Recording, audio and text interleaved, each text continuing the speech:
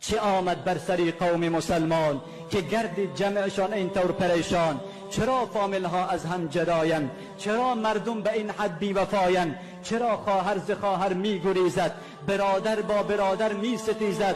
چرا دختر ز مادر ننگ دارد؟ پدر با بچه هایش جنگ دارد؟ چرا مهر و محبت کیمیا شد؟ رفاقت های دیرینه ریا شد؟ برای اغنیا هم لذتی نیست، فقیران را به جای عزتی نیست.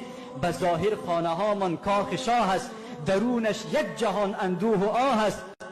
درو دیوارها کاشی و سنگ است، ولی هر خانه یک میدان جنگ است. دیگر از بذل و بخشش ها اثر نیست، ز انصاف و مروت ها خبر نیست.